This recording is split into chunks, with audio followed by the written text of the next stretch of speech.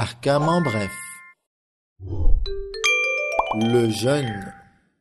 Le jeûne est l'un des rites islamiques qui devient obligatoire durant le mois sacré de Ramadan. Il renferme de nombreux bienfaits spirituels, physiques et sociaux. Dans cet épisode, nous allons exposer les lois islamiques relatives au jeûne. En un mot, le jeûne consiste à éviter certaines choses entre le moment de Fajr et celui de Maghrib. Ces choses sont, premièrement, éviter de manger, boire et fumer délibérément, y compris par le biais d'un dispositif médical d'alimentation. Ces restrictions s'appliquent également à la consommation de choses non comestibles, comme la poussière. Deuxièmement, vomir intentionnellement. Troisièmement, se mettre volontairement en état de janaba qui se réalise par des rapports sexuels ou l'éjaculation du sperme. Quatrièmement, rester délibérément en état de janaba, menstru ou lochi jusqu'à l'heure de Fajr. Cinquièmement, renoncer à son intention de jeûner. Ainsi, la seule décision de rompre le jeûne l'invalidera, même si rien n'est consommé. Sixièmement, selon certains juristes, plonger intégralement la tête sous l'eau invalide le jeûne. Septièmement, forger un mensonge contre Allah, le prophète ou sa famille, que la paix soit sur eux, comme leur attribuer une parole qu'ils n'ont jamais dite. Huitièmement, faire un lavement intestinal invalide le jeûne. En revanche, pour les perfusions, les injections vasculaires ou intramusculaires, les avis des juristes divergent. Pour connaître l'avis de votre marja, veuillez vous référer au livre de droit islamique. Dans certaines conditions, le jeûne n'est pas autorisé. Les femmes en état de menstru et lochi ne doivent pas jeûner. Dans certains cas, un voyageur ne doit pas jeûner. Pour plus d'informations, référez-vous à l'épisode sur les voyageurs. En outre, le jeûne n'est pas autorisé pour celui qui pourrait subir un danger ou éprouver d'extrêmes difficultés. Notez qu'il est de notre propre responsabilité d'en décider. Pour cela, il peut être nécessaire de consulter un médecin ou un expert pour nous aider à prendre cette décision. Nous ne devons pas oublier que l'acte de jeûner présente en lui-même certaines difficultés. Ainsi, il n'est pas autorisé à se dérober du jeûne simplement par difficulté.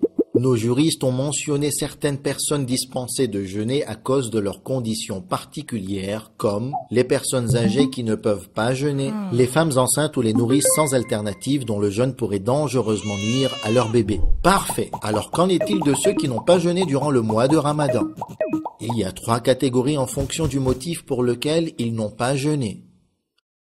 La première regroupe ceux qui pouvaient jeûner et avaient une excuse légale pour ne pas le faire. La deuxième regroupe ceux qui pouvaient jeûner mais sans aucune excuse légale. Enfin, la troisième regroupe ceux qui n'avaient pas la capacité de jeûner. Nous allons maintenant expliquer rapidement chaque catégorie. Premièrement, ceux qui sont capables de jeûner mais qui, en raison d'une excuse légale, n'ont pu jeûner.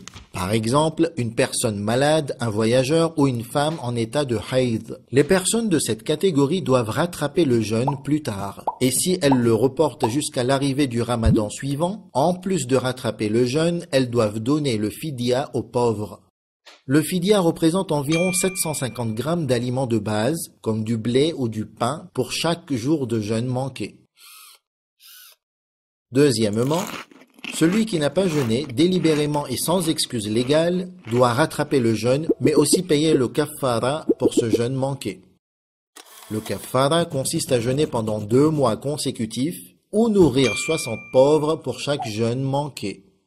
Note, si une personne a l'intention de ne plus jeûner, son jeûne sera invalide même si elle ne mange pas ni ne fait aucun autre acte invalidant le jeûne. Dans ce cas, elle doit seulement rattraper le jeûne sans avoir à payer le kaffara. Troisièmement, ceux qui ne peuvent pas du tout jeûner comme les personnes âgées et faibles. Ils n'ont qu'à donner le fidya. Il en va de même pour celui qui a été malade durant le mois de Ramadan et qui est resté malade toute l'année jusqu'au Ramadan suivant. Cette personne doit également donner le fidya sans avoir à rattraper le jeûne. Pour donner le fidya ou payer le kaffara, vous pouvez vous référer à votre marja ou à son représentant. Il peut accepter de prendre votre argent, d'acheter et de distribuer la nourriture aux pauvres en votre nom. Très bien. À la fin du mois de Ramadan, l'Aïd al-Fitr est déclaré en observant le nouveau croissant de lune ou en ayant vu passer 30 jours durant ce mois. Vous pouvez apprendre les nombreuses règles relatives à cette question en visionnant l'épisode la concernant. Enfin, voyons comment payer la zakat al-fitra. Premièrement, de quoi s'agit-il?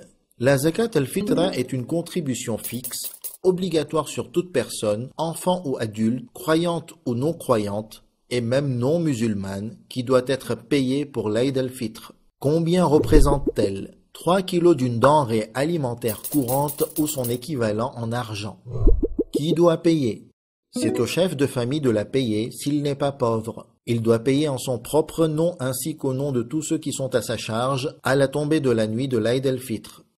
Les invités de cette nuit sont comptabilisés s'ils sont considérés sous la charge de leur hôte, même temporairement. Notez que si le chef de famille est pauvre, il est alors du devoir de chaque personne à charge de la payer si elle en a les moyens. Quand doit-elle être payée? Au moment du coucher du soleil, la veille au soir de l'Aïd, jusqu'au lendemain matin avant la prière de l'Aïd. Si la prière de l'Aïd n'est pas accomplie, elle peut être payée avant midi.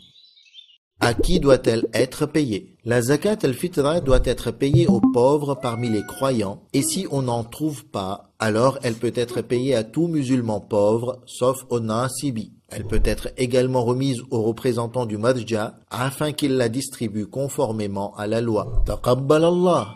Qu'Allah accepte vos jeûnes et Eid Mubarak à vous et à votre famille.